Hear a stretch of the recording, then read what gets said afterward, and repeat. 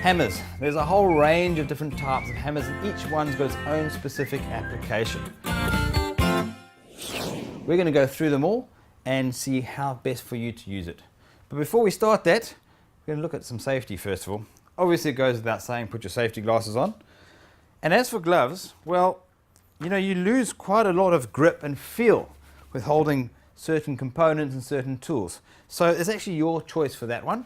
I'm going to avoid it, leave them in the cupboard and get straight to the hammers. Right, before we show you how to use this hammer, we're going to show you how to use hammers in general.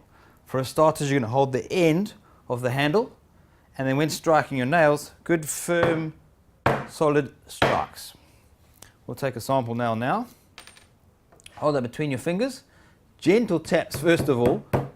If you go too crazy, you're going to end up hitting your finger and it's going to make a hell of a mess. So make sure the nail is square, it's not leaning over to an angle. Move your hand out the way. Good solid firm strikes and a nail goes in no problems. Don't try and be a hero and try and do it in one foul swoop, just like the movies. Take it easy, take your time, and you'll have a much neater job. If you find your nail is going skew, because you hit it skew and it's bending over, stop. We're going to start again and we're going to actually take that nail out with a claw hammer. We're going to show you how to do that now. There's a perfect example of a nail's gone skew on its way in. So what you want to try and do now is first of all stop obviously and then pull the claw in, hold the timber and pull it out like so. Very straightforward. That nail's bent, you can't reuse it. Best thing to do is throw it away in your scrap metal bin. Now if you have quite a large nail and you're having the same situation, you're knocking it in and it goes skew. Now you want to try and lever it out and you'll find that it's actually not able to reach and you haven't got a nice comfortable grip on it. So basically take another piece of timber, act as a spacer, get it in there and then away you go. And again, the nail's bent, you can't use it again, throw it away into your scrap metal bin. Now, when you go and buy a claw hammer, you're going to notice there's all different types of shanks on the hammer as well. You can notice this is a nice solid steel shank. You can also get wooden ones and you can also get plastic ones. Now obviously the steel one can take a lot more abuse than the plastic one, but there's also a difference in prices. You're going to get a lot longer life cycle out of this hammer than you will the plastic ones. But it still does the same job at the end of the day. Okay, I've got another little hammer here to show you. It's also a claw hammer. It's quite a little guy for getting to those little tricky, difficult areas. Obviously you're not going to be hammering those big, large nails. But what's nice about this one is it's got a little magnet and recess here. So if you are unable to actually hold your nail properly, you use this and then away you go.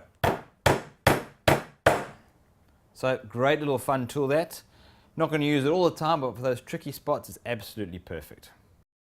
Right, this is the pin hammer. What's this basically used for is for the small, easy, delicate, intricate work, craft work, working on windows, little panel pins around the edge of the windows.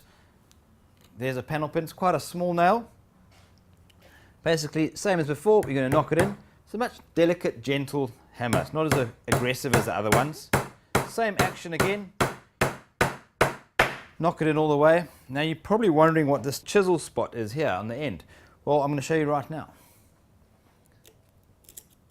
If you've got a little tack, it's very difficult to actually get your hammer in there and you're going to end up hitting your fingers. So you basically turn it over as gentle as you can. Just gentle little taps there and basically that goes in the groove in between your fingers. And then once it's insecure, it's nice and straight, you can put it in like that.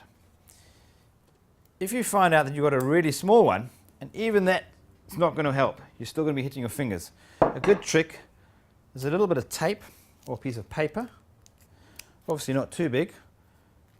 Make a little strip like that, fold it over. Okay, now you're basically holding the nail with a piece of paper and that way you're not going to hit your fingers. Got it in place, take the paper away and in goes that tack. We're going to move over to the ball peen hammer now. Now this one's a bit of a monster, but a ball peen hammer is mainly used for metalwork, using chisels and punches and stuff like that. Like I say, this is pretty big, this guy. We've got a little punch here. Let's get rid of that.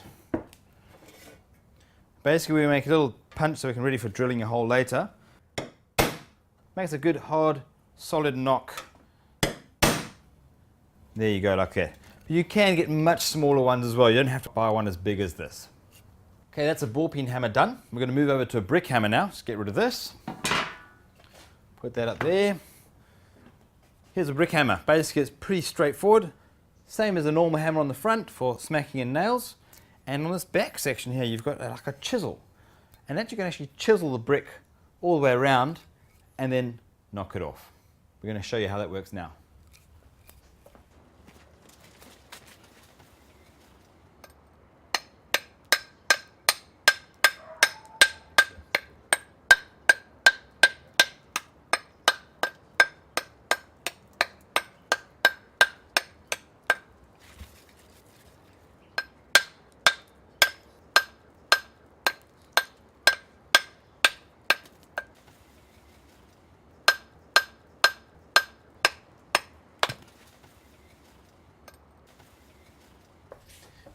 Okay, that's it for the brick hammer.